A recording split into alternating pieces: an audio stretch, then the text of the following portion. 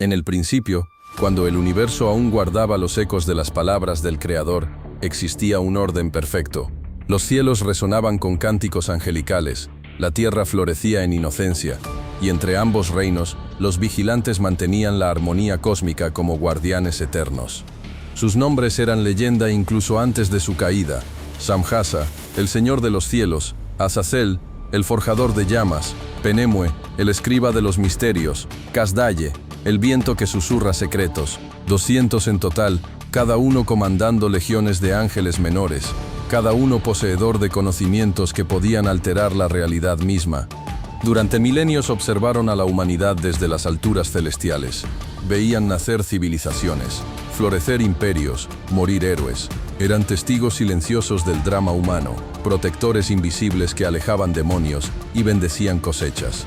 Su existencia era propósito puro, servicio perfecto. Pero la perfección, descubrirían, puede convertirse en prisión. Todo cambió una mañana cuando Samjasa observaba el valle de Hermos. Entre los campos de trigo dorado, una mujer llamada Ishtahar danzaba para celebrar la cosecha. Su movimiento era más que gracia, era poesía hecha carne, música traducida a forma humana. Sus cabellos negros atrapaban la luz del sol como si fueran hebras de medianoche tocadas por estrellas. Por primera vez en su existencia eternal, Samjasa sintió algo que no podía nombrar. No era compasión, que conocía bien; no era deber, que había guiado cada momento de su vida. Era algo más primitivo, más peligroso. Era deseo. ¿La has visto?, preguntó Azazel, apareciendo junto a él en una corriente de aire caliente. Su voz, normalmente resonante como trueno distante, temblaba levemente. Samjasa no apartó la mirada de Ishtahar. Desde hace 300 años, cada amanecer, cada atardecer. La he visto crecer de niña a mujer, la he visto reír, llorar, soñar, y cada día que pasa, siento como si algo dentro de mí se desgarrara. Azazel asintió gravemente. Yo también tengo mi tormento. Nama, la hija del herrero. Sus manos crean belleza del metal bruto. Sus ojos ven potencial donde otros ven solo hierro frío. Cuando sonríe, juro que puedo sentir mi esencia misma cambiar de forma. No eran los únicos. En todo el coro de vigilantes, la misma fiebre se extendía como plaga celestial. Penemue había desarrollado una obsesión con una escriba mortal que copiaba textos sagrados con caligrafía tan perfecta que parecía divina. Casdaye se había enamorado de una curandera cuyo conocimiento de las hierbas rivalizaba con el suyo propio. Era como si la humanidad, en su imperfecta perfección, hubiera encontrado una forma de tocar algo en ellos que la eternidad no había podido alcanzar. Durante décadas los vigilantes lucharon contra estos sentimientos. Algunos se alejaron de la tierra buscando refugio en las esferas más altas del cielo. Otros se sumergieron en oración constante, esperando que la contemplación divina borrara sus anhelos terrenales. Pero el deseo, una vez despertado, demostró ser más persistente que la disciplina celestial. Fue Azazel quien primero sugirió lo impensable. ¿Y si descendiéramos?, preguntó durante una reunión nocturna en el monte Hermón. Sus palabras cayeron como meteoros en el silencio angelical. Samjasa lo miró con horror. ¿Sabes lo que eso significaría? Dejaríamos de ser lo que somos. Nos convertiríamos en algo diferente. Y eso es necesariamente malo, replicó Azazel. Hemos servido fielmente durante eones. Hemos protegido, guiado, bendecido. No merecemos conocer la felicidad que protegemos. No tenemos derecho a amar como amamos ver amar. Otros vigilantes comenzaron a murmurar acuerdos. Penemue habló con voz quebrada. Cada noche sueño con tocar su rostro, con hablarle en su propio idioma en lugar de comunicarme solo a través de señales y presagios. ¿Es tan terrible querer ser real para alguien? Casdaye añadió su propia confesión. Ella cura cuerpos, pero yo quiero curar su alma. Quiero enseñarle secretos que la harían más sabia que todos los sabios de la tierra. ¿Por qué debemos quedarnos como observadores cuando podríamos ser participantes? La tentación se extendió como fuego divino. Cada vigilante tenía su propia versión de la misma historia. Un amor imposible, un deseo de conexión real, una necesidad de ser más que espectadores celestiales de la vida humana. Pero Samjasa, siendo el más sabio entre ellos, conocía las implicaciones. Si hacemos esto, no habrá vuelta atrás. El Altísimo nos creó para un propósito específico. Abandonar ese propósito es más que rebelión, es transformación. Nos convertiremos en algo que nunca antes ha existido. Azazel sonrió, y en esa sonrisa había tanto anhelo como determinación. Entonces seremos los primeros de nuestra especie, los pioneros de un nuevo tipo de existencia. Esa frase selló el destino de 200 ángeles. Uno por uno, expresaron su acuerdo, algunos con entusiasmo, otros con reservas, pero todos con la misma convicción final. Preferían enfrentar lo desconocido que seguir siendo prisioneros de su propia perfección. El ritual del juramento tuvo lugar en la cumbre del monte Hermón, bajo una tormenta que no era natural. Los rayos caían hacia arriba, desde la tierra hacia el cielo, como si la misma naturaleza reconociera que algo fundamental estaba siendo invertido. 200 seres de luz formaron un círculo perfecto. En el centro, Samjasa alzó una daga forjada de material celestial, tan brillante que habría cegado a cualquier mortal que la mirara directamente. Juramos por nuestros nombres verdaderos, comenzó, y cada palabra era como un sello siendo roto. Juramos por la luz que fuimos, por la oscuridad que elegimos, por el futuro que forjaremos con nuestras propias manos. Juramos que descenderemos, continuó Azazel, tomando la daga y pasándola por su palma. La sangre angelical que brotó no era roja sino dorada, y donde tocó la tierra las piedras se convirtieron en cristales. Juramos que amaremos, añadió Penemue, cortando su propia palma. Su sangre era plateada como tinta celestial. Juramos que enseñaremos, declaró Casdaye. Su sangre brillaba con tonos azules como el cielo profundo. Uno por uno, cada vigilante hizo su juramento y derramó su sangre. Los colores se mezclaron en el suelo rocoso, creando patrones que parecían mapas de constelaciones desconocidas. Y juramos, concluyó Samjasa con voz que resonó en dimensiones que los mortales no pueden percibir, que si hemos de ser malditos por esta elección, seremos malditos juntos, que ninguno busque el perdón individual, que ninguno intente volver atrás, somos uno en esta decisión, y uno seremos en sus consecuencias. El momento en que el último vigilante selló su juramento, el universo tembló. En el trono celestial, el Altísimo cerró los ojos con una tristeza que las palabras no pueden expresar. Los arcángeles fieles sintieron como si parte de su propia gloria se hubiera marchitado. Las estrellas mismas parpadearon, confundidas por la alteración en el orden cósmico. En la tierra, los animales huyeron sin razón aparente. Los bebés lloraron en toda la región. Los sabios más ancianos despertaron de sueños llenos de presagios incomprensibles. Pero en el monte Hermón, 200 ángeles se preparaban para convertirse en algo nunca antes visto, seres divinos que habían elegido la mortalidad, inmortales que abrazaban lo temporal, perfección que se inclinaba hacia la imperfección por amor. Su descenso no fue inmediato. Primero tuvieron que aprender a ser humanos sin dejar de ser divinos. Practicaron caminar en lugar de flotar, hablar con voces físicas en lugar de comunicación telepática, sentir frío y calor y hambre y sed. Era como aprender a vivir con un sentido menos y 5 sentidos más, todo al mismo tiempo. Samjasa fue el primero en aparecerse ante su amada. Llegó a Ishtahar en la forma de un hombre extraordinariamente hermoso, con ojos que reflejaban profundidades celestiales y una voz que resonaba con armonías imposibles. Ella estaba tejiendo en el patio de su casa cuando una sombra cayó sobre ella. Alzó la vista y su mundo cambió para siempre. El hombre que tenía ante sí era más hermoso que cualquier cosa que hubiera visto, pero no era su belleza lo que la impactaba. Era la forma en que la miraba, como si ella fuera la única mujer que había existido jamás. «¿Quién eres?», preguntó con voz apenas audible.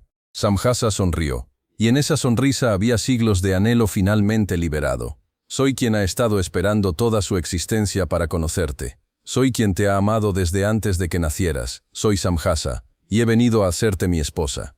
Debería haber corrido, debería haber gritado, debería haber llamado a su padre, sus hermanos, cualquiera que pudiera protegerla de esta aparición imposible.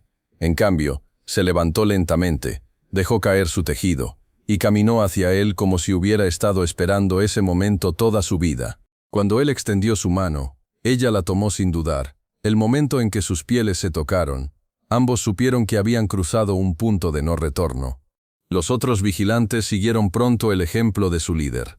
Azazel se presentó ante Naama mientras ella trabajaba en la fragua de su padre. Apareció como un maestro herrero cuyo conocimiento del metal era sobrenatural, cuyas manos podían moldear el hierro como si fuera arcilla.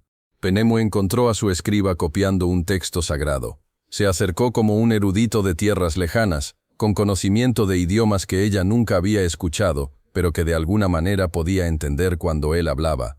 Casdaye llegó a su curandera, mientras ella recolectaba hierbas medicinales al amanecer. Se manifestó como un médico viajero con sabiduría sobre plantas que no crecían en ningún jardín terrenal.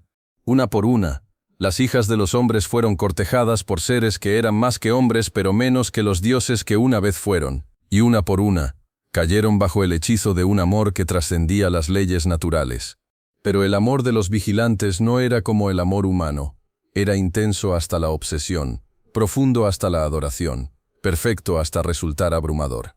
Amaban como seres celestiales que nunca habían tenido que moderar sus emociones, que nunca habían aprendido que el amor humano prospera tanto en el espacio como en la conexión. Las mujeres se sentían adoradas y consumidas a la vez. Eran las únicas en el universo para sus amantes angelicales, pero esa singularidad venía con un peso que las simples mortales apenas podían soportar. Y luego comenzaron las enseñanzas. Azazel fue el primero en compartir conocimiento prohibido. Una noche, mientras yacía junto a Naama después del amor, ella trazó patrones en su pecho con el dedo. «Enséñame algo que nadie más sepa», le murmuró al oído. Él sonrió con una mezcla de ternura y travesura peligrosa. «¿Estás segura? Una vez que sepas ciertos secretos, ya no podrás vivir como vivías antes». Ella se incorporó para mirarlo a los ojos. «Desde que llegaste, ya no vivo como vivía antes. Muéstrame quién eres realmente». Azazel la llevó a la fragua de su padre esa misma noche. Allí, bajo la luz de las estrellas, le enseñó a forjar algo que ningún mortal había creado jamás. Una espada que no solo cortaba carne, sino que podía separar el alma del cuerpo. «Mira», le dijo mientras sus manos guiaban las de ella en el proceso. «El metal ordinario es solo tierra transformada por fuego. Pero si añades una gota de tu esencia, si canalizas tu voluntad a través del martillo, puedes crear algo que trasciende lo físico». La hoja que forjaron esa noche brillaba con luz propia. Cuando Naama la alzó, sintió que podía cortar no solo carne y hueso, sino las mismas hebras del destino. «Esto es solo el comienzo», le susurró a Azazel. «Puedo enseñarte a forjar armaduras que hacen invulnerable al que las porta, escudos que reflejan no solo golpes sino maldiciones, cascos que permiten leer la mente del enemigo». Cada nuevo conocimiento era una droga más potente que la anterior. Naama se convirtió en la herrera más hábil de todas las tierras conocidas, pero también se convirtió en algo más que humana y menos que ángel. Penemu enseñó a su amada escriba los secretos de la escritura verdadera.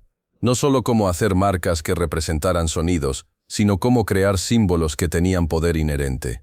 Las palabras, le explicó mientras trazaba caracteres que parecían arder en el aire, no son solo sonidos, son la forma en que la realidad se nombra a sí misma. Si conoces los nombres verdaderos de las cosas, puedes comandarlas. Le enseñó a escribir el nombre verdadero del fuego, y las llamas obedecían su escritura. Le mostró cómo inscribir el símbolo del agua, y los ríos cambiaban su curso. Le reveló el carácter que representaba la mente humana, y quien lo leyera quedaba bajo su influencia. Pero el poder más seductor que le enseñó fue la escritura del corazón. Con los símbolos correctos, podía hacer que cualquier hombre la amara, la odiara, la temiera o la olvidara completamente. La primera vez que usó este poder, se sintió como una diosa.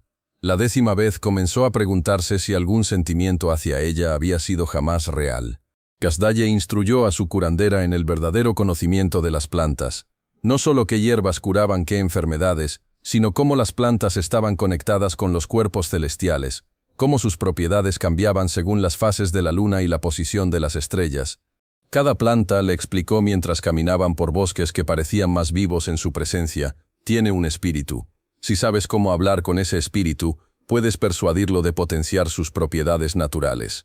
Le enseñó a crear pociones que no solo curaban heridas, sino que podían regenerar miembros perdidos.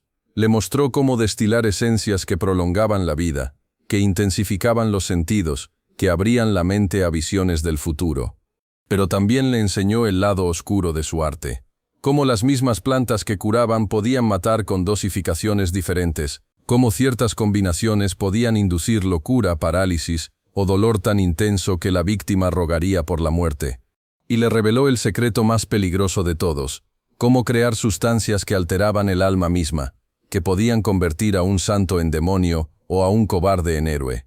Otros vigilantes enseñaron otros secretos igualmente peligrosos. Algunos revelaron la verdadera naturaleza de la astronomía, mostrando cómo las estrellas no solo predecían el destino, sino que podían ser influenciadas para cambiarlo. Otros compartieron el conocimiento de los espejos mágicos, que podían mostrar eventos distantes, comunicarse a través de grandes distancias, o incluso servir como portales a otros reinos. Hubo quienes enseñaron la magia de la música, canciones que podían sanar o matar, melodías que abrían puertas entre mundos, ritmos que controlaban las emociones de quien los escuchaba. Otros revelaron los secretos de los cosméticos transformadores, pinturas que no solo embellecían sino que alteraban la apariencia de maneras imposibles. Cada conocimiento compartido era un acto de amor, pero también un acto de rebelión contra el orden natural. Los vigilantes estaban dando a la humanidad herramientas que no estaban destinadas a poseer, poder que no estaban preparados para manejar. Y luego llegaron los embarazos. Las hijas de los hombres concibieron con una rapidez que desafiaba las leyes naturales. Sus vientres crecían visiblemente cada día, como si llevaran dentro criaturas que existían en un tiempo acelerado. Ishtahar fue la primera en dar a luz. Su trabajo de parto duró solo unas horas, pero esas horas estuvieron llenas de fenómenos imposibles. La tierra tembló con cada contracción, las aves volaron en círculos sobre su casa. Los metales de la aldea se volvieron magnéticos espontáneamente. Lo que emergió de su vientre no era exactamente un bebé. Era una criatura del tamaño de un niño de 2 años, con la belleza perfecta de su padre angelical y los ojos sabios de alguien que había nacido con conocimiento ancestral. Samhasa tomó a su hijo en brazos, y el bebé le habló inmediatamente, no con balbuceos infantiles, sino con palabras claras y adultas. «Padre», dijo con voz que resonaba con armónicos imposibles, «¿por qué puedo ver tantas dimensiones? ¿Por qué siento hambre de cosas que no tienen nombre?» Samhasa sintió una mezcla de orgullo y terror. Había engendrado algo nuevo bajo el sol, algo que era mitad divino y mitad humano, pero que no era completamente ninguna de las dos cosas. Lo llamaron Ohia, que significa «ay de nosotros», porque incluso en el momento de su nacimiento, su padre presentía que este niño traería tanto maravillas como tragedias. Los otros nacimientos siguieron rápidamente. Hiya, el hijo de Azazel y Naama, nació con la habilidad de mover objetos con su mente y crear fuego con sus manos. Mahui, hijo de Penemue, podía leer y escribir en idiomas que nunca había aprendido. Barakel, hijo de Casdaye, controlaba los elementos como si fueran mascotas obedientes. Cada nefilim era único, pero todos compartían ciertas características: crecimiento acelerado, fuerza sobrehumana, belleza celestial, inteligencia que bordeaba la omnisciencia, y un hambre insaciable de experiencias cada vez más intensas. Pero había algo más, algo que ni siquiera sus padres vigilantes habían anticipado. Los nefilim no tenían las limitaciones morales que restringían tanto a ángeles como a humanos. Los ángeles eran inherentemente buenos. Los humanos luchaban entre el bien y el mal, pero los nefilim existían más allá de estas categorías. No eran malvados por naturaleza, pero tampoco eran buenos. Eran seres de deseo puro, sin las restricciones que la sociedad, la religión o la biología habían impuesto a otras criaturas. Al principio esto se manifestó de maneras relativamente inofensivas. Oya podía comer cantidades enormes de comida sin saciarse jamás. Oya podía permanecer despierto durante semanas, absorbiendo conocimiento con una sed que nunca se apagaba. Mahawei corría por las montañas a velocidades imposibles, simplemente porque la quietud le resultaba intolerable. Pero a medida que crecían, sus deseos se volvían más complejos y más peligrosos. Oya descubrió que la comida ordinaria ya no lo satisfacía. Necesitaba sabores más intensos, texturas más exóticas, experiencias culinarias que los humanos normales no podían proporcionar. Comenzó a experimentar con carnes de animales cada vez más raros, luego con combinaciones que causaban alucinaciones, finalmente con sustancias que alteraban no solo el gusto sino la percepción de la realidad misma. Hiya encontró que el conocimiento humano era insuficiente para su intelecto en expansión. Había dominado todas las artes y ciencias conocidas antes de cumplir 5 años. Necesitaba desafíos más grandes, misterios más profundos. Comenzó a experimentar con formas de conocimiento que los humanos no estaban destinados a poseer, secretos que desestabilizaban la mente mortal. Mahaway descubrió que incluso correr a velocidades sobrehumanas se había vuelto rutinario. Necesitaba sensaciones más extremas. Comenzó a escalar montañas imposibles, a nadar en océanos tempestuosos, a caminar por volcanes activos, buscando siempre el siguiente nivel de intensidad. Barakel encontró que controlar los elementos era demasiado fácil. Quería desafíos que pusieran a prueba sus límites. Comenzó a crear tormentas cada vez más violentas, terremotos cada vez más destructivos, incendios cada vez más incontrolables. Y cuando los placeres individuales ya no bastaron, los Nefilim comenzaron a buscar entretenimiento en el control de otros seres. Al principio los humanos los adoraron. ¿Cómo no hacerlo?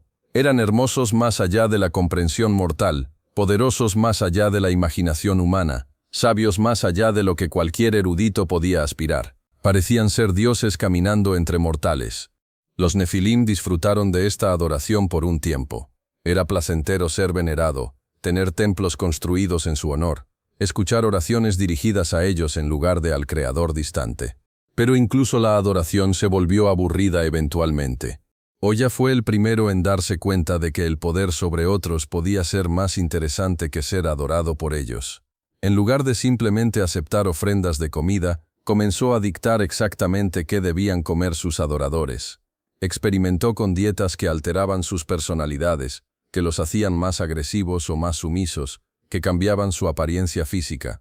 Sus seguidores obedecían gustosamente al principio, creyendo que seguían mandatos divinos, pero cuando las modificaciones dietéticas comenzaron a causar deformidades permanentes y luego muertes, algunos trataron de resistir. Oya encontró esa resistencia estimulante. Era más interesante quebrar la voluntad de alguien que simplemente recibir obediencia automática. Comenzó a desarrollar métodos cada vez más sofisticados de control mental, usando combinaciones de privación sensorial, manipulación emocional y alteración química del cerebro. Oya desarrolló su propia forma de dominio a través del conocimiento.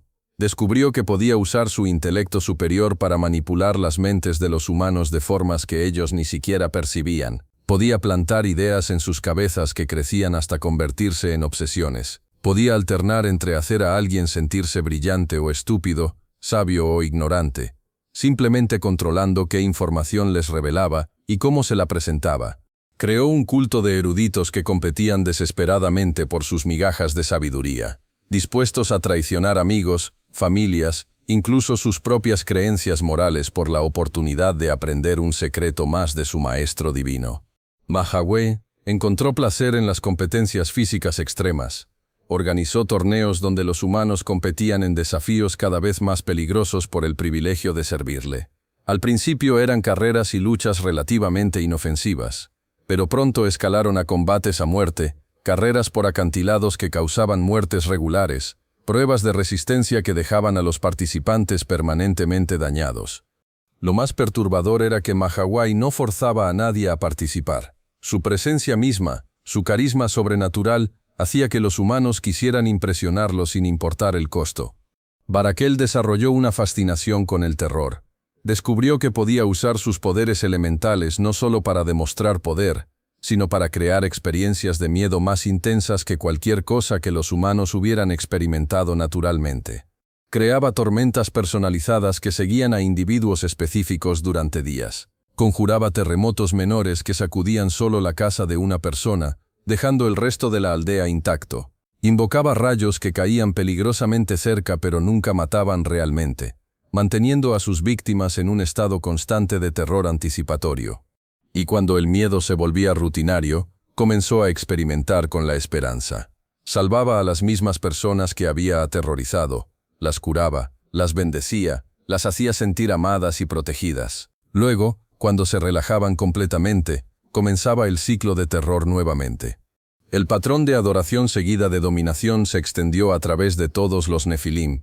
Cada uno desarrolló su propia forma particular de control, su propia especialidad en la manipulación humana. Algunos se convirtieron en reyes dioses que gobernaban ciudades enteras con puño de hierro, creando sistemas sociales donde cada aspecto de la vida humana era controlado y optimizado para su entretenimiento. Otros se convirtieron en profetas falsos que guiaban religiones enteras hacia prácticas cada vez más extremas y destructivas.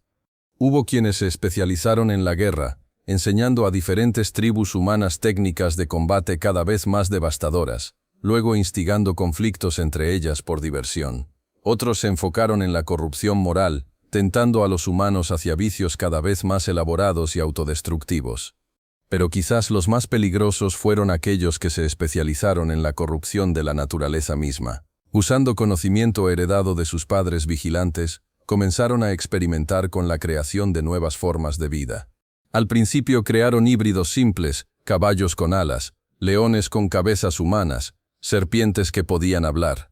Estas criaturas eran curiosidades, maravillas que demostraban su poder sobre las leyes naturales. Pero pronto sus experimentos se volvieron más ambiciosos y más grotescos. Crearon bestias diseñadas específicamente para la guerra, criaturas que combinaban la ferocidad de múltiples depredadores con inteligencia suficiente para seguir órdenes complejas. Desarrollaron plantas carnívoras que podían crecer hasta tamaños enormes y cazar humanos activamente. Peor aún, comenzaron a experimentar con los humanos mismos. Usando su conocimiento de la esencia vital, crearon sirvientes que eran técnicamente humanos pero que habían sido alterados para ser más fuertes, más obedientes, menos capaces de pensamiento independiente. Estos experimentos produjeron criaturas que no encajaban en ninguna categoría natural. No eran animales, porque poseían inteligencia. No eran humanos, porque habían sido artificialmente alterados. No eran nefilim, porque carecían del poder inherente de esa raza. Eran abominaciones, y su existencia misma era una afrenta al orden natural que el Creador había establecido. Mientras tanto, los vigilantes observaban las acciones de sus hijos con emociones cada vez más complejas. El orgullo paternal luchaba con la culpa creciente. Habían buscado amor y compañía, pero habían engendrado tiranos y creadores de monstruos. Samhaza era quien más sufría. Como líder de los vigilantes, se sentía responsable no solo por su propio hijo, sino por todas las atrocidades cometidas por los Nefilim. Cada noche, después de hacer el amor con Ishtahar, yacía despierto contemplando el monstruo hermoso que había ayudado a crear. ¿Era esto lo que queríamos?, le preguntó a Azazel durante una de sus reuniones secretas en el monte Hermón. Azazel, quien había estado observando a su hijo Hilla torturar psicológicamente a una aldea entera durante semanas, no tenía una respuesta fácil. Queríamos amar y ser amados. Queríamos participar en lugar de solo observar. Queríamos crear algo nuevo. Pero no queríamos esto, completó Samhaza, gesticulando hacia el valle donde los gritos de las últimas víctimas de los experimentos de Barakel aún resonaban en el aire nocturno. Penemue se unió a la conversación, su rostro marcado por siglos de culpa acumulada. Mi hijo ha corrompido el arte de la escritura. Usa símbolos sagrados para crear maldiciones que pueden destruir el alma misma. Ha enseñado a otros cómo escribir nombres que no deberían ser escritos, cómo invocar entidades que no deberían ser invocadas. Kasdaye añadió su propia confesión. Mi descendiente ha creado enfermedades que no existían antes, plagas que atacan no solo el cuerpo sino el espíritu. Ha enseñado a otros cómo usar plantas para crear sufrimientos que trascienden la muerte física. Uno por uno, cada vigilante compartió historias similares. Sus hijos, las criaturas que habían amado desde el momento de su concepción, se habían convertido en fuerzas de destrucción que amenazaban el equilibrio mismo de la creación. El peso de la culpa era aplastante, pero había algo peor, la comprensión gradual de que no podían detener lo que habían puesto en movimiento. Los Nefilim habían heredado no solo el poder de sus padres angelicales, sino también su naturaleza inmortal. No envejecían, no enfermaban, no podían ser asesinados por medios convencionales. Peor aún, habían comenzado a reproducirse entre ellos mismos y con humanos, creando una segunda generación de híbridos que combinaba la crueldad aprendida con el poder innato de maneras aún más destructivas. Era en este momento de desesperación máxima que una nueva presencia se hizo sentir en el mundo, no anunciada por fanfarrias celestiales o manifestaciones sobrenaturales, sino por algo más sutil, un hombre que caminaba diferente al resto de la humanidad. Su nombre era Enoch, y aunque era completamente humano, había algo en él que incluso los Nefilim respetaban instintivamente. Quizás era la forma en que sus ojos parecían ver a través de las apariencias físicas hasta las esencias espirituales. Quizás era como su presencia traía una sensación de paz que incluso los seres más poderosos encontraban refrescante. O quizás era simplemente que, en un mundo donde todos habían sido corrompidos de alguna manera, él permanecía incorrupto. Enoc había observado el ascenso de los Nefilim con creciente alarma. A diferencia de otros humanos que estaban demasiado aterrorizados o demasiado deslumbrados para ver la verdad, él reconocía las abominaciones por lo que realmente eran. Había visto cómo sus enseñanzas corrompían el corazón humano, cómo sus experimentos desafiaban las leyes naturales, cómo su mera existencia creaba desequilibrios que se extendían mucho más allá de sus dominios inmediatos. Pero Enoc no era solo un observador. Era un hombre que había aprendido a caminar con Dios en la frescura del atardecer, que había desarrollado una relación personal con el Creador que trascendía los rituales y ceremonias que otros humanos usaban para acercarse a lo divino. Una noche, mientras meditaba en su jardín bajo las estrellas que parecían más brillantes de lo usual, Enoc sintió una presencia familiar pero infinitamente más intensa de lo que había experimentado antes. La voz que le habló no vino de ninguna dirección específica, sino que surgió de la realidad misma. Enoc, levántate. Tengo palabras que darte. El profeta se irguió inmediatamente, sin miedo pero con reverencia profunda. Aquí estoy, Señor. Habla, que tu siervo escucha. Ve a los vigilantes, llévales un mensaje de mi parte. Su tiempo de libertad está llegando a su fin. Enoc asintió, aunque su corazón se llenó de tristeza. Había conocido a algunos de los vigilantes antes de su caída. Recordaba cuando eran protectores benevolentes, cuando sus intervenciones habían salvado ciudades enteras de desastres naturales o invasiones demoníacas. ¿Qué debo decirles, Señor? Diles que he visto sus obras y las obras de sus hijos. Diles que la corrupción que han sembrado amenaza con destruir no solo la humanidad, sino el equilibrio de toda la creación. Diles que el juicio viene, y que será absoluto. ¿Y qué del resto de la humanidad?, preguntó Enoc. Muchos han sido corrompidos, pero no por elección propia. Han sido engañados, manipulados, forzados a pecar por seres infinitamente más poderosos que ellos. La respuesta vino acompañada de visiones que llenaron la mente de Enoc con imágenes de devastación y renovación. Vio aguas que cubrían toda la tierra. Vio una familia preservada en un arca gigantesca. Vio un mundo lavado limpio y dado una nueva oportunidad. Habrá un remanente, dijo la voz. Los justos serán preservados. Pero primero, el mundo debe ser purificado completamente. La corrupción ha llegado demasiado lejos, se ha extendido demasiado profundamente. No puede ser reformada, debe ser eliminada y reemplazada. Enoc comprendió la magnitud de lo que se le estaba pidiendo que comunicara. No era solo el fin de los vigilantes y sus hijos, era el fin del mundo tal como existía. ¿Cuándo, Señor? Pronto, muy pronto. Pero primero, los responsables deben ser llamados a rendir cuentas. Ve, Enoc, habla con valentía. Di la verdad sin temor a las consecuencias. Con esas palabras, la presencia se desvaneció, dejando a Enoc solo bajo las estrellas que ahora parecían testigos silenciosos de la sentencia que había sido pronunciada. El viaje al monte Hermón le tomó 3 días. Durante todo el camino, Enoc fue acompañado por señales que confirmaban la urgencia de su misión. Los animales huían sin razón aparente. Las plantas se marchitaban a su paso, no por su presencia, sino como si la tierra misma anticipara el juicio venidero. El viento llevaba sonidos de lamentación que parecían venir de dimensiones invisibles. Los vigilantes sintieron su acercamiento mucho antes de que llegara. Su presencia era como un peso en sus conciencias, un recordatorio de lo que habían sido antes de su caída. Algunos consideraron huir, pero sabían que era inútil. Si Enoc venía con un mensaje divino, no habría lugar en la tierra donde pudieran esconderse de él.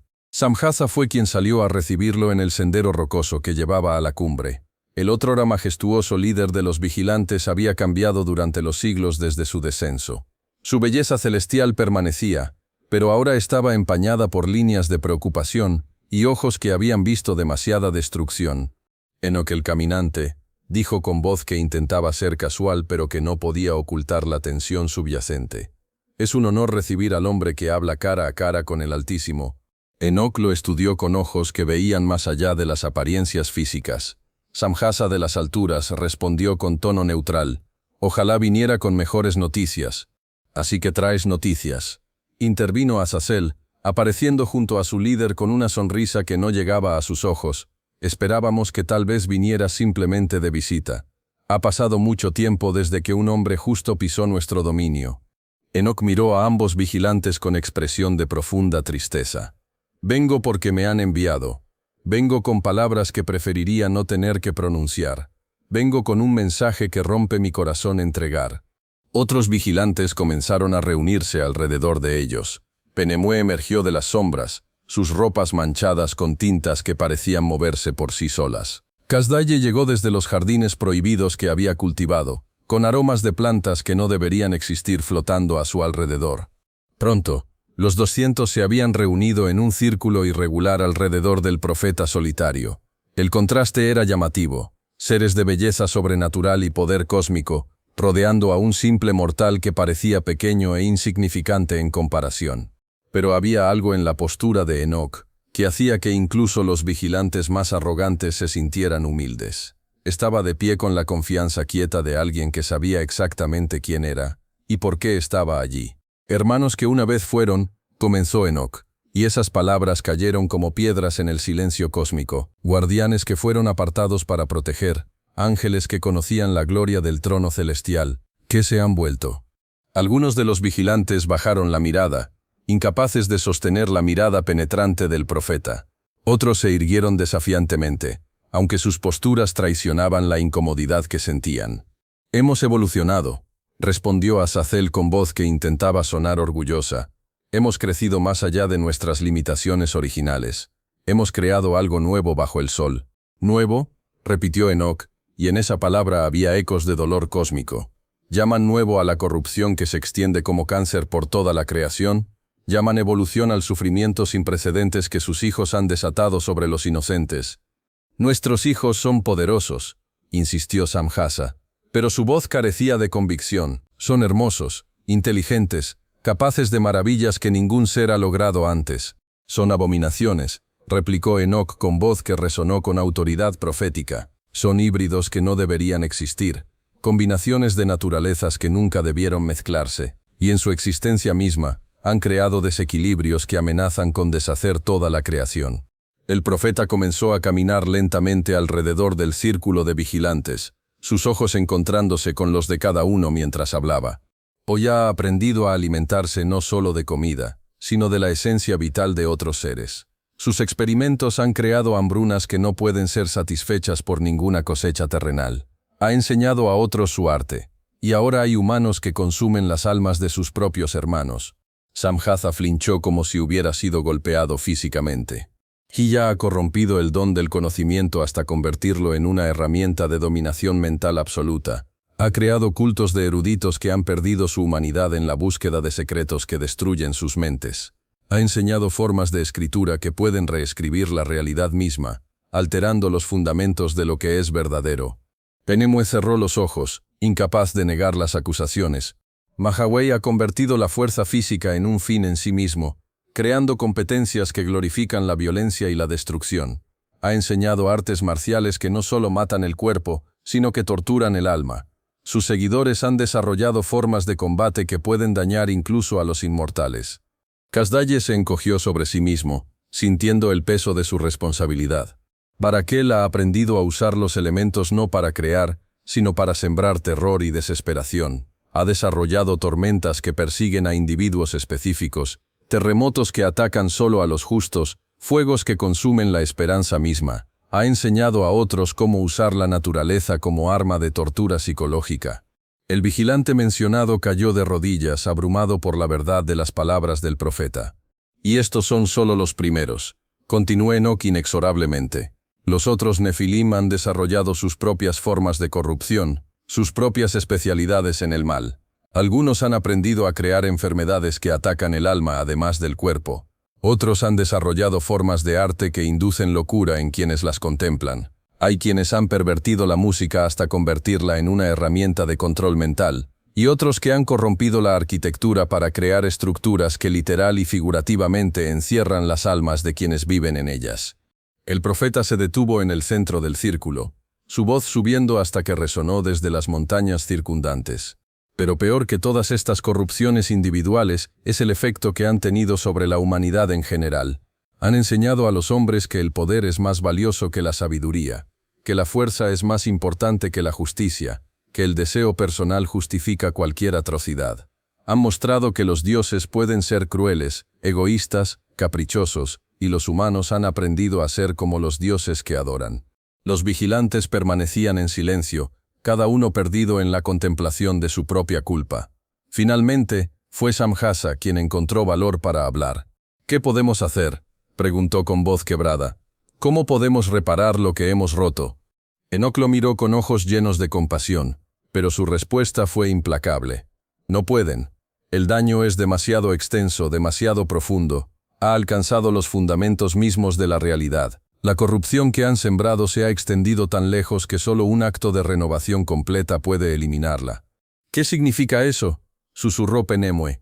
«Significa», respondió Enoc con voz pesada como el destino mismo, «que el mundo que conocen está a punto de terminar. El Altísimo ha decretado que la tierra será purificada completamente. Todo lo que ha sido corrompido será lavado. Todo lo que ha sido contaminado será destruido. Todo lo que ha sido pervertido será eliminado». Los vigilantes se miraron unos a otros con creciente horror.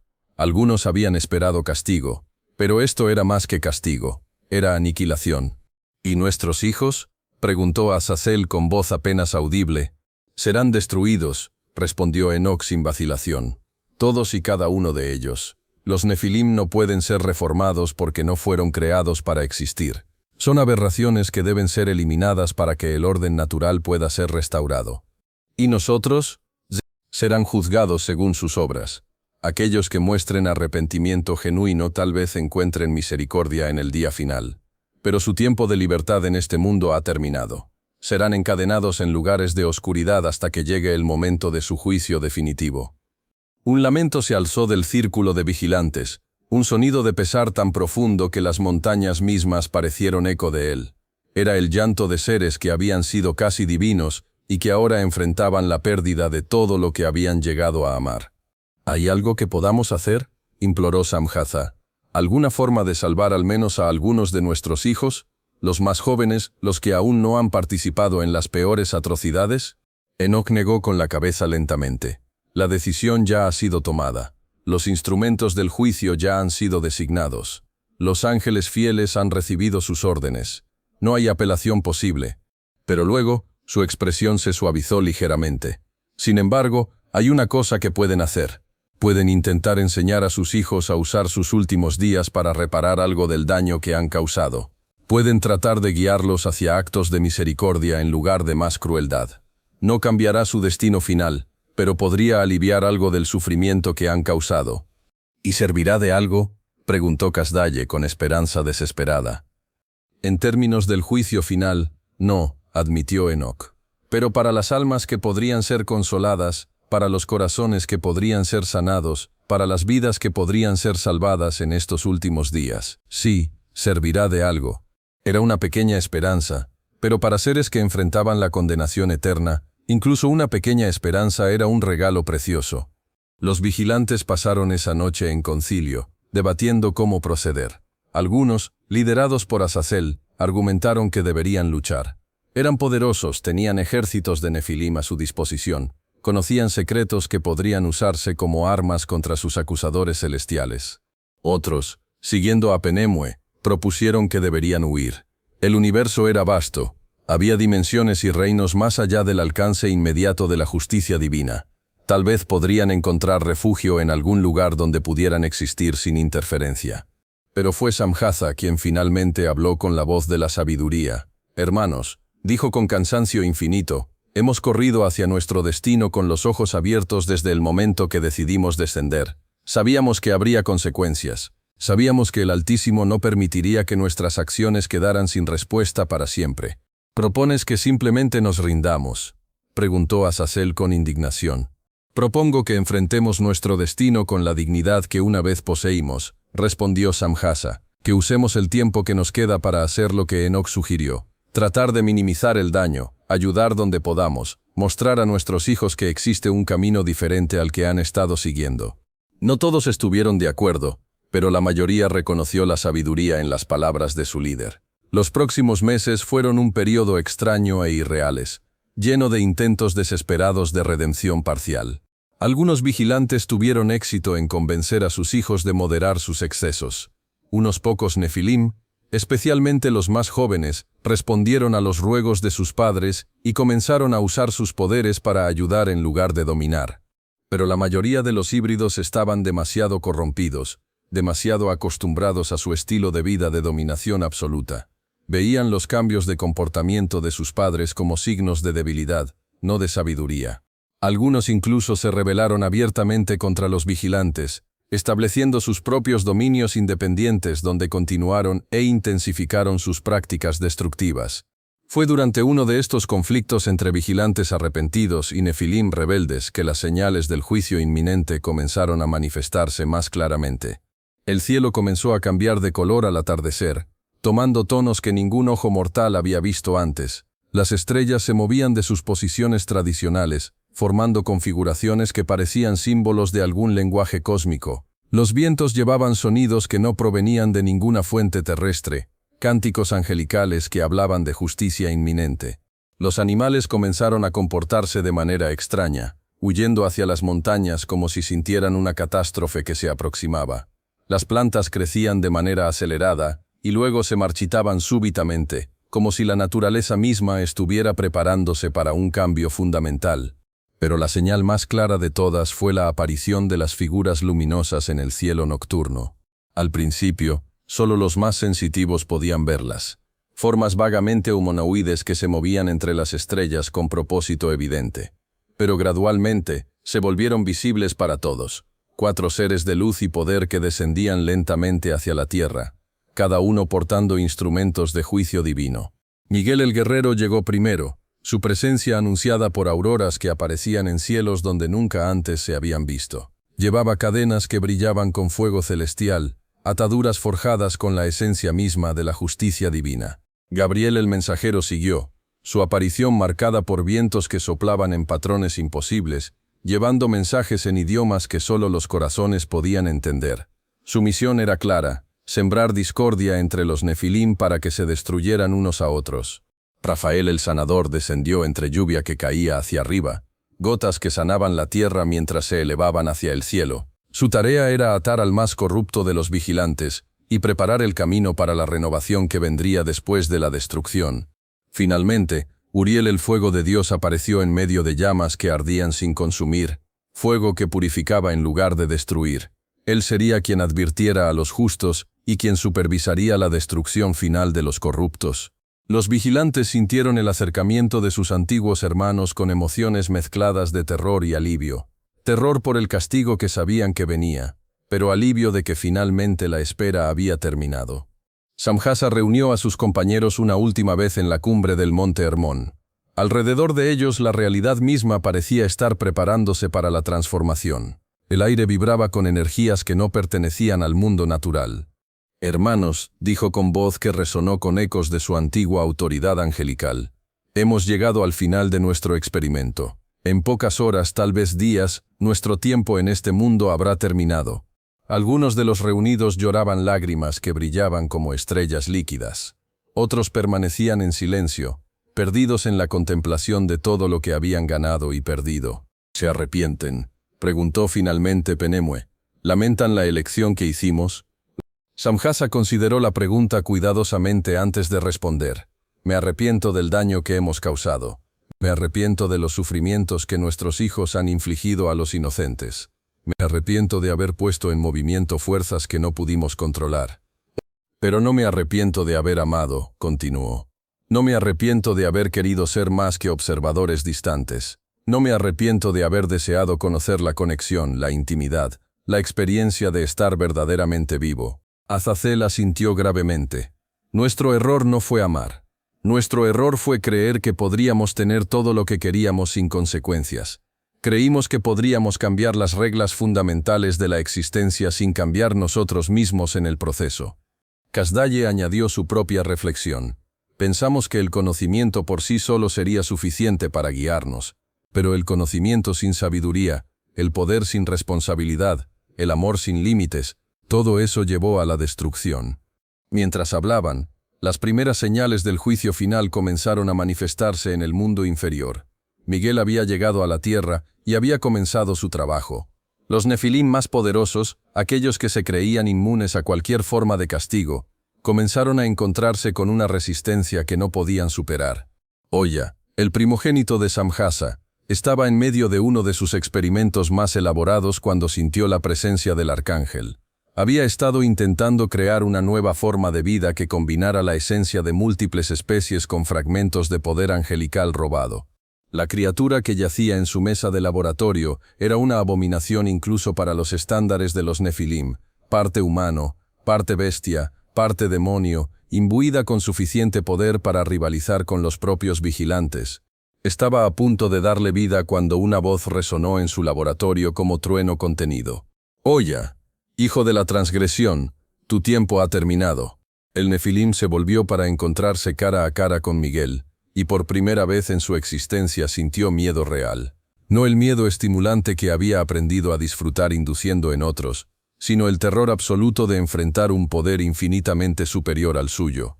«Arcángel», dijo con voz que intentaba ser desafiante pero que temblaba visiblemente. «¿Vienes a juzgar al hijo de tu hermano caído?» «Vengo a poner fin a abominaciones que nunca debieron existir», respondió Miguel con voz que contenía ecos de justicia cósmica. «Tu existencia misma es una afrenta al orden natural. Tu destrucción es necesaria para la sanación de la creación». Oya intentó usar sus poderes, convocando fuerzas que habían sometido a ciudades enteras, pero descubrió que sus habilidades se desvanecían como humo ante la presencia del arcángel. Las energías que había aprendido a manipular simplemente se negaban a obedecerle. «Esto es imposible», murmuró mientras caía de rodillas. «Soy uno de los señores de la tierra. Poseo secretos que ni los propios ángeles conocen. Posees fragmentos robados de poder que nunca te pertenecieron», corrigió Miguel. «Y ahora es tiempo de devolver lo que has tomado ilegítimamente».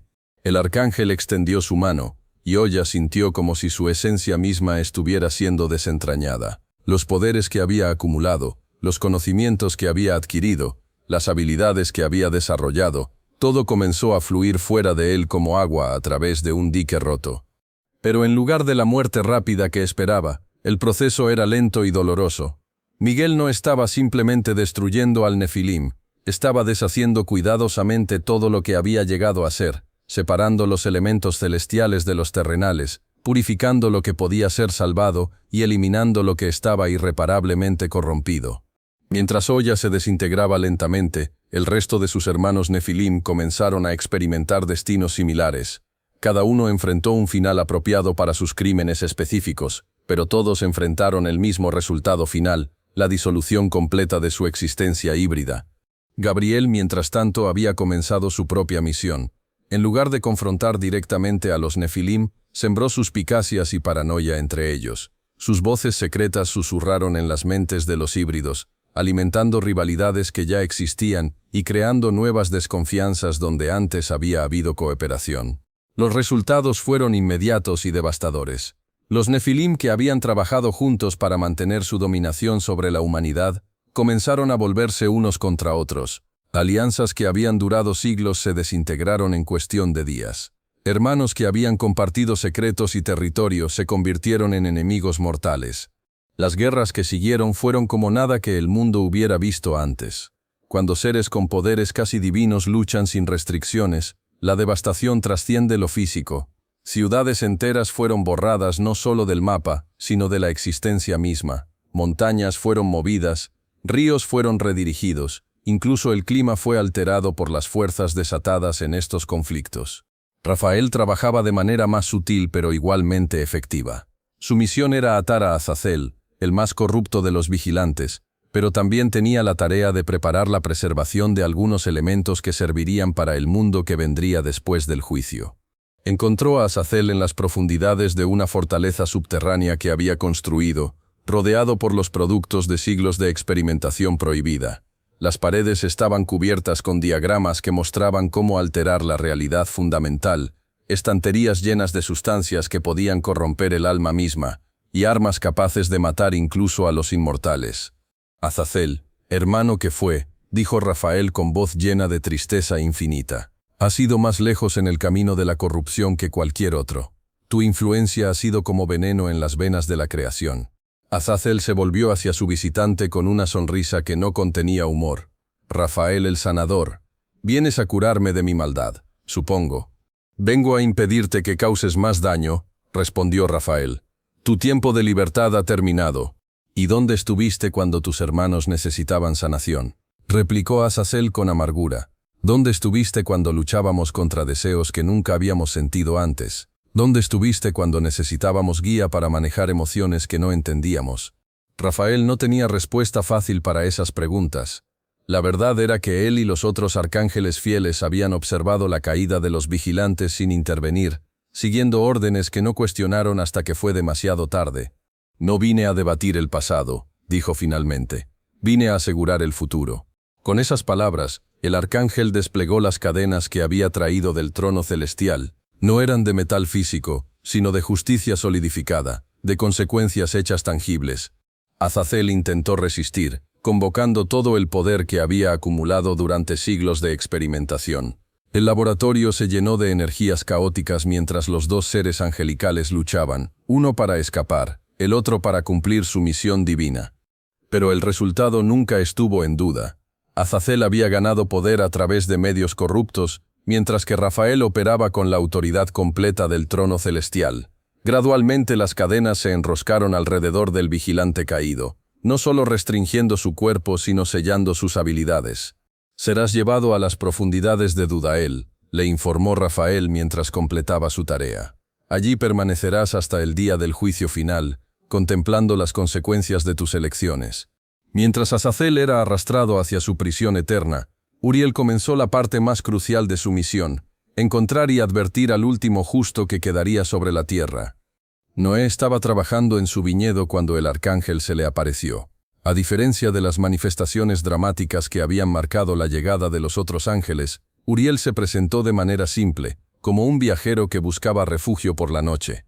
Pero había algo en sus ojos que hizo que Noé supiera inmediatamente que este no era un visitante ordinario. Eran ojos que habían visto el trono del Altísimo, que habían presenciado la creación misma, que ahora reflejaban una tristeza cósmica por lo que estaba a punto de suceder. «Noé, hijo de Lamec, descendiente de Set», dijo Uriel con voz que resonaba con autoridad divina pero también con compasión profunda. «El Señor me ha enviado a ti con un mensaje». Noé se inclinó inmediatamente, reconociendo la naturaleza celestial de su visitante. «Habla, mensajero del Altísimo. Tu siervo escucha». «El final ha llegado para este mundo», comenzó Uriel, y cada palabra pesaba como montañas. «La corrupción se ha extendido tan profundamente que solo la destrucción completa puede purificar la tierra. El Creador ha decidido traer aguas que cubrirán toda la superficie del mundo, destruyendo toda carne que respira». Noé sintió como si la tierra temblara bajo sus pies, aunque sabía que el temblor estaba en su propio corazón. Todo el mundo susurró. «Todos los hombres, todas las mujeres, todos los niños, toda carne corrompida será lavada», confirmó Uriel. «Pero contigo, Noé, el Señor establecerá su pacto. Tú y tu familia serán preservados para dar a la humanidad un nuevo comienzo». «¿Por qué yo?», preguntó Noé, genuinamente confundido. «Soy solo un hombre simple. Trabajo mi tierra, honro al Creador, trato de vivir justamente, pero no soy diferente de muchos otros». «Eres diferente», lo corrigió Uriel suavemente. «En un mundo donde la mayoría ha elegido seguir a los Nefilim y sus padres caídos, tú has permanecido fiel. Donde otros han sido seducidos por promesas de poder y conocimiento prohibido, tú has encontrado sabiduría en la simplicidad. Donde otros han corrompido sus caminos, los tuyos permanecen rectos». El arcángel extendió su mano, y en ella apareció un rollo que brillaba con luz suave. «Estas son las instrucciones para construir un arca. Un refugio que flotará sobre las aguas del juicio y preservará no solo a tu familia, sino también a representantes de todas las especies que el Creador desea salvar». Noé tomó el rollo con manos temblorosas. Al tocarlo, su mente se llenó con visiones de la construcción, las dimensiones exactas, los materiales necesarios, los compartimentos para diferentes tipos de animales, los sistemas para ventilación y drenaje. «¿Cuánto tiempo tengo?», preguntó. «Comenzarás mañana», respondió Uriel. «Los materiales aparecerán según los necesites. Los animales vendrán a ti cuando sea tiempo. Tu trabajo es obedecer sin cuestionar, construir sin dudar, confiar sin vacilar». «¿Y mi familia? ¿Cómo les explico esto?» «Ellos verán las señales que se multiplican cada día. Sus corazones serán preparados para aceptar la verdad. Sem, Cam y Jafet te ayudarán en la construcción, aunque no entiendan completamente el propósito hasta que sea demasiado tarde para que otros se unan a ustedes». Uriel se preparó para partir, pero Noé lo detuvo con una última pregunta que había estado quemando en su corazón. ¿No hay realmente ninguna esperanza para los otros? ¿No hay manera de advertir a los justos que quedan, de salvar a las familias que todavía honran al Creador? El arcángel se volvió con expresión de infinita tristeza. Hijo de la obediencia, el tiempo de advertencias ha pasado. Durante siglos, profetas como Enoc han proclamado la verdad. Los signos han estado apareciendo durante décadas. Los que tenían oídos para oír ya han oído. Los que tenían ojos para ver ya han visto. El problema no es falta de advertencia, continuó. El problema es que incluso aquellos que reconocen la corrupción a su alrededor han elegido acomodarse a ella en lugar de resistirla. Han hecho compromisos pequeños que se han convertido en grandes transgresiones. Han racionalizado el mal hasta convencerse de que es necesario para sobrevivir. Noé comprendió. Había visto la misma degradación gradual en las ciudades que visitaba para comerciar. Familias que una vez habían sido piadosas ahora participaban en rituales dedicados a los Nefilim. Hombres que una vez habían sido íntegros ahora usaban las armas mágicas de Azazel para resolver disputas. Mujeres que una vez habían sido virtuosas ahora empleaban los cosméticos transformadores y las pociones de amor que los vigilantes habían enseñado. El mundo había cambiado tan gradualmente que pocos se daban cuenta de cuán lejos habían caído. Con el corazón pesado pero la resolución firme, Noé comenzó su trabajo al amanecer siguiente. El lugar que Uriel había designado para la construcción era un valle alto en las montañas, lejos de las ciudades corruptas pero accesible para los animales que vendrían cuando fuera tiempo. La primera parte del trabajo fue la más difícil. Noé tuvo que explicar a su familia por qué estaban abandonando su hogar cómodo para trasladarse a las montañas y comenzar un proyecto que parecía imposible. Sem, su hijo mayor, fue el primero en hacer las preguntas obvias. «Padre, no hay océanos cerca de aquí. El río más grande está a días de camino. ¿Por qué construir un barco en las montañas?» Noé había luchado con cómo explicar la situación sin sonar como un loco. «Hijo mío, he recibido instrucciones específicas del Altísimo. Sé que parece extraño, pero debes confiar en que hay una razón para todo esto». Cam, el segundo hijo, era más escéptico. «Padre, las dimensiones que describes son enormes. Esto nos tomará años construir, si es que es posible en absoluto. ¿Estás seguro de que entendiste correctamente las instrucciones?» Jafet, el más joven, simplemente preguntó, «¿Para qué necesitamos algo tan grande?». La respuesta a esa pregunta vino gradualmente, a medida que las señales del juicio inminente se volvían más evidentes. Los animales comenzaron a comportarse de manera extraña, migrando hacia las montañas donde la familia trabajaba. Los patrones climáticos se volvieron cada vez más erráticos. Los terremotos aumentaron en frecuencia e intensidad. Pero lo más convincente para la familia de Noé fueron los refugiados que comenzaron a llegar, humanos que huían de las guerras devastadoras entre los Nefilim. Estos refugiados traían historias que helaban la sangre. Hablaban de ciudades enteras vaporizadas en los conflictos entre los híbridos. Describían experimentos que habían salido terriblemente mal, creando monstruos que atacaban tanto a sus creadores como a víctimas inocentes. Relataban cómo el mismo aire en ciertas regiones se había vuelto tóxico debido a las energías liberadas en las batallas sobrenaturales. Una familia que llegó había sido testigo de la destrucción de Hilla, el hijo de Azazel. Según su relato, el Nefilim había estado intentando crear una forma completamente nueva de existencia, algo que trascendiera tanto lo físico como lo espiritual. El experimento había atraído la atención de Gabriel, quien había aparecido en el momento crítico. La batalla que siguió no fue solo física, fue un conflicto que se extendió a múltiples dimensiones de realidad. «Vimos a Hilla desvanecerse como humo», relató el padre de familia con voz temblorosa, «pero no fue una muerte normal. Fue como si cada átomo de su ser fuera separado y dispersado a través del tiempo y el espacio. Sus gritos resonaron en frecuencias que no deberían existir. Y cuando terminó, continuó la madre, el lugar donde había estado se había convertido en una zona donde las leyes naturales ya no funcionaban. El agua fluía hacia arriba, las piedras flotaban en el aire, el tiempo mismo parecía moverse en círculos. Estas historias ayudaron a la familia de Noé a entender por qué su trabajo era tan urgente. No estaban simplemente construyendo un barco, estaban construyendo el único refugio que sobreviviría al colapso completo del orden natural. El trabajo progresó con una velocidad que desafiaba la explicación. Los materiales aparecían exactamente cuando los necesitaban, como Uriel había prometido. La madera era de una especie que no crecía en la región, pero se materializaba cortada y curada perfectamente para su propósito. Los metales para las herramientas y refuerzos se encontraban en depósitos que aparecían durante la noche.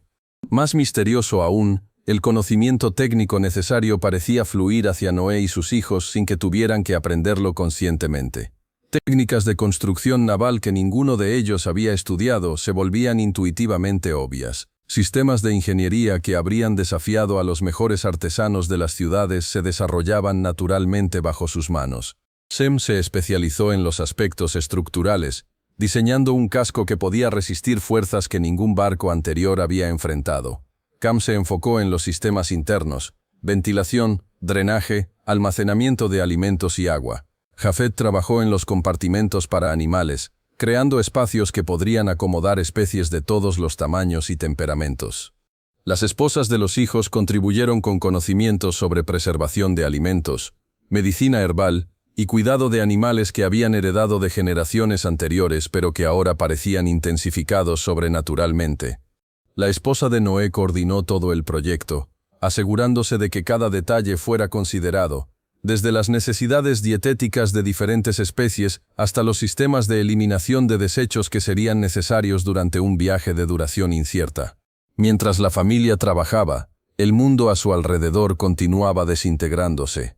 Las guerras entre Nefilim se intensificaron hasta el punto donde regiones enteras se volvieron inhabitables. Los experimentos de los vigilantes restantes crearon anomalías que distorsionaron la realidad local. Hubo reportes de áreas donde el tiempo se movía a velocidades diferentes, donde un día en el exterior equivalía a un año en el interior, o viceversa. Otras regiones experimentaron inversiones de gravedad, donde los objetos caían hacia arriba. Algunos lugares se volvieron dimensionalmente inestables, existiendo en múltiples ubicaciones simultáneamente. Los humanos que no habían sido directamente afectados por estas anomalías encontraron que sus propias sociedades colapsaban bajo el peso de las enseñanzas corruptas que habían adoptado.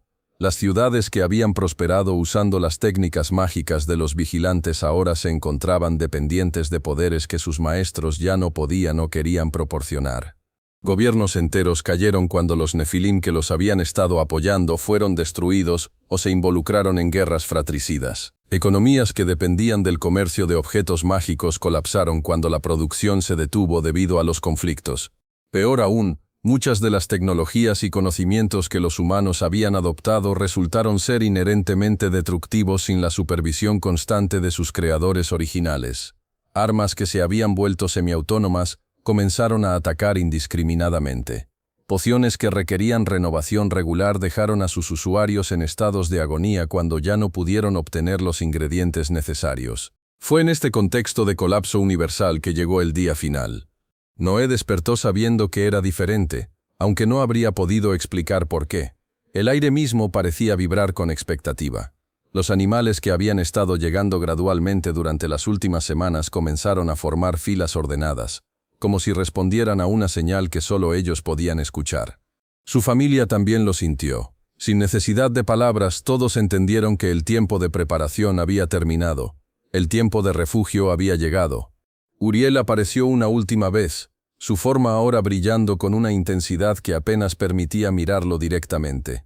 «Es tiempo», anunció con voz que resonó no solo en sus oídos sino en sus almas. Los animales comenzaron a abordar el arca en el orden que habían estado practicando durante días. Primero los más pequeños, insectos, reptiles, pequeños mamíferos. Luego las aves, volando hacia los compartimentos superiores. Después los animales medianos, lobos, ciervos, ovejas. Finalmente los más grandes, osos, leones, elefantes y criaturas tan raras que Noé no conocía sus nombres. Cada especie llegó en pares perfectos, macho y hembra, seleccionados con criterios que trascendían la simple supervivencia física. Estos no eran solo representantes genéticos de sus especies, eran portadores de algo esencial, algo que sería necesario para el mundo que vendría después del juicio. Cuando el último animal estuvo a bordo, Noé y su familia subieron al arca. El momento en que el patriarca cruzó el umbral, la puerta se cerró tras ellos, no con fuerza mecánica, sino con la finalidad absoluta del destino cumpliéndose. Afuera, las nubes que habían estado formándose durante días se volvieron negras como la noche. Pero estas no eran nubes normales, eran acumulaciones de juicio divino, cargadas no solo con agua sino con la transformación fundamental de la realidad. Los primeros truenos no vinieron del cielo, sino de las profundidades de la tierra. Era el sonido de las fuentes del gran abismo abriéndose, liberando aguas que habían estado contenidas desde la fundación del mundo. En las ciudades que aún permanecían en pie, los nefilim supervivientes miraron hacia el cielo con expresiones que iban desde la burla hasta la comprensión tardía. Algunos intentaron usar sus poderes para controlar las aguas que se aproximaban. Otros trataron de crear refugios usando las mismas técnicas que habían empleado para construir sus fortalezas. Pero este no era un desastre natural que pudiera ser manipulado o evitado. Era la realidad misma siendo reescrita, el tejido de la existencia siendo lavado y preparado para un nuevo patrón. Las primeras gotas que cayeron no eran agua ordinaria. Donde tocaban la corrupción se desvanecía como humo. Los objetos mágicos perdían su poder. Las criaturas híbridas comenzaron a disolverse en sus elementos componentes. Y Gilgamesh, el más poderoso de los nefilim restantes, se alzó sobre las murallas de su ciudad y rugió desafío al cielo. «Soy rey de reyes», gritó con voz que había comandado ejércitos y aterrorizado naciones. «He conquistado tierras que se extienden más allá del horizonte. He construido obras que rivaliza con las montañas mismas. ¿Crees que unas gotas de lluvia me pueden detener?» Pero incluso mientras hablaba, sus poderes comenzaron a fallarle. La fuerza sobrehumana que había heredado de su padre vigilante se desvanecía. Su estatura colosal se reducía. Su voz, que una vez había resonado como trueno, se debilitaba hasta convertirse en un susurro humano. Intentó huir hacia las montañas más altas, pero las aguas lo siguieron. Intentó refugiarse en las cuevas más profundas, pero las fuentes subterráneas lo expulsaron. Intentó usar magia para transformarse en algo que pudiera sobrevivir al diluvio, pero descubrió que ya no tenía acceso a esos poderes. Al final, el gran Gilgamesh murió como cualquier mortal, ahogándose en aguas que llevaban consigo el juicio del Creador. Og, el último de los Rephaim, intentó una estrategia diferente. En lugar de resistir las aguas, trató de navegar en ellas. Usando su tamaño colosal, intentó caminar por el fondo del océano creciente, manteniendo su cabeza por encima de la superficie. Por un tiempo, pareció que podría tener éxito. Sus pasos movían montañas submarinas, sus brazos empujaban corrientes enteras, pero las aguas siguieron subiendo, e incluso su estatura gigantesca no fue suficiente. En sus últimos momentos, Og alzó su rostro hacia el cielo y gritó una pregunta que resonó a través de las dimensiones. ¿Por qué no nos enseñaron a ser mejores? La respuesta vino no en palabras, sino en una visión que llenó su mente agonizante. Vio el jardín original donde los humanos habían caminado en perfecta armonía con su Creador. Vio las elecciones que habían llevado a la corrupción, las pequeñas transgresiones que se habían convertido en rebeliones masivas. Vio cómo él y sus hermanos habían tenido incontables oportunidades de elegir un camino diferente, pero habían preferido el poder sobre la sabiduría, la dominación sobre el servicio. Con esa comprensión final, Og se hundió bajo las aguas, llevándose consigo los últimos vestigios de la era de los gigantes. Dentro del arca, Noé y su familia sintieron cada muerte, cada destrucción, como un peso en sus corazones. No era alegría lo que experimentaban al saber que habían sido salvados, era una tristeza profunda por todo lo que se perdía. Pero también había esperanza. Mientras las aguas lavaban el mundo exterior, llevándose siglos de corrupción y mal, ellos flotaban hacia un futuro donde la humanidad tendría otra oportunidad de elegir correctamente. Las aguas permanecieron sobre la tierra durante 150 días. Durante todo ese tiempo, el arca flotó en un océano que cubría incluso las montañas más altas. Pero no era un viaje pasivo, era un periodo de purificación no solo para el mundo exterior, sino para los supervivientes dentro del arca. Cada día traía nuevas revelaciones sobre lo que significaría reconstruir la civilización. Noé y sus hijos no solo preservarían la humanidad biológicamente, serían responsables de transmitir los valores, las tradiciones y la sabiduría que permitirían a las futuras generaciones evitar los errores que habían llevado al juicio. Cuando las aguas finalmente comenzaron a retroceder y el arca se posó sobre los montes de Ararat, los supervivientes encontraron un mundo transformado. La tierra había sido literal y figurativamente lavada limpia.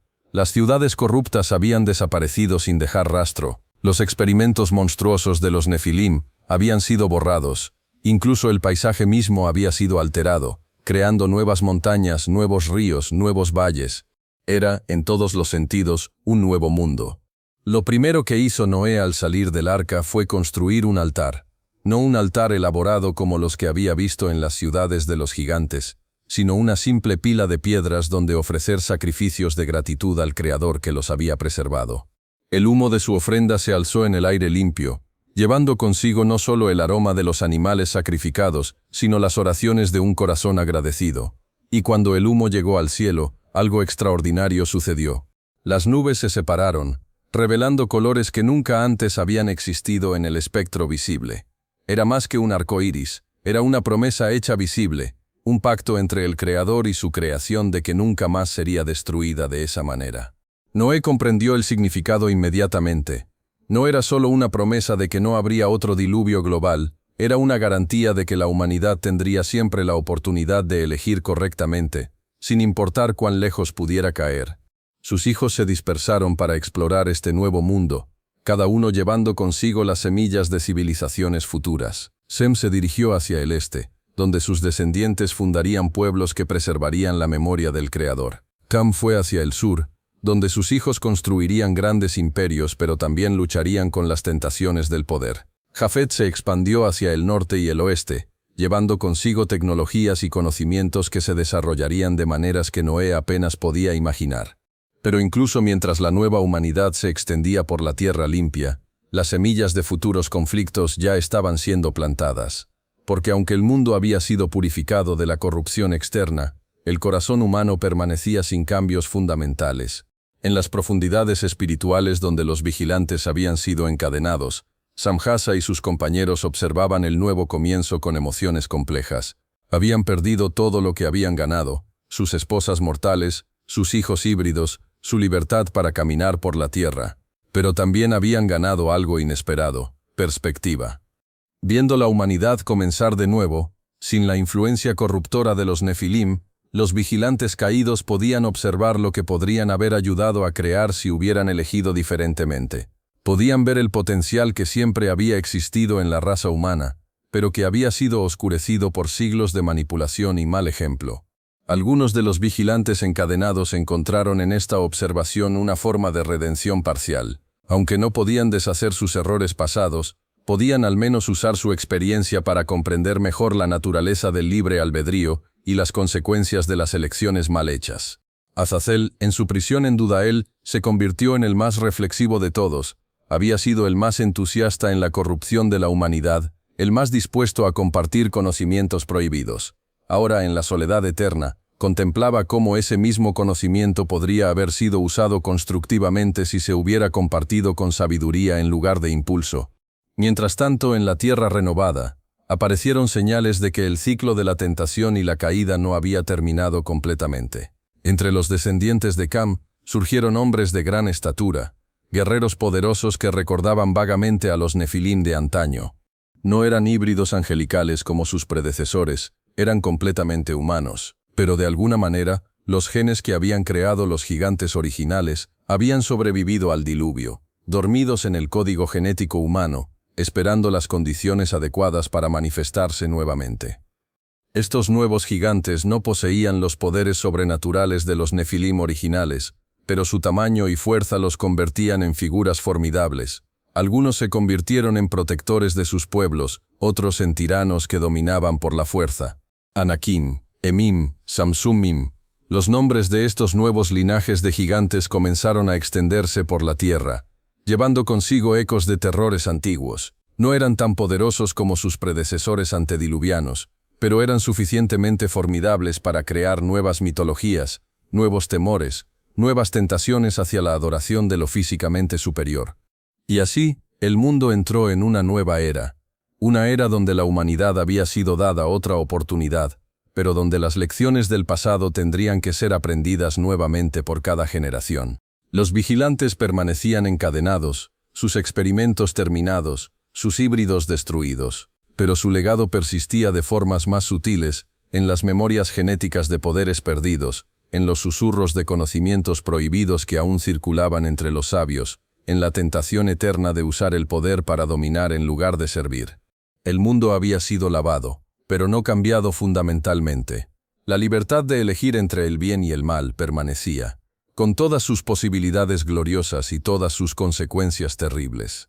Y en algún lugar, en el futuro distante, cuando nuevos gigantes se levantaran y nuevas corrupciones amenazaran con manchar la creación, surgiría la necesidad de nuevos héroes, pastores que se convertirían en reyes, simples hombres que encontrarían valor para enfrentar a los poderosos, profetas que recordarían a la humanidad que la verdadera grandeza no residía en el poder físico sino en la fidelidad al Creador.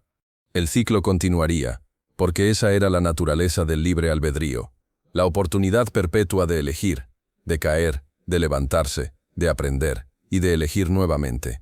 Los vigilantes habían aprendido que el amor sin sabiduría conduce a la destrucción. La humanidad aprendería, generación tras generación, que el poder sin responsabilidad lleva al mismo destino. Y en las tensiones entre estas lecciones, en las elecciones diarias de millones de almas libres, la historia continuaría escribiéndose, cada capítulo una nueva oportunidad para que la creación se acercara a su potencial original. El mundo de los vigilantes había terminado. El mundo de la humanidad apenas comenzaba,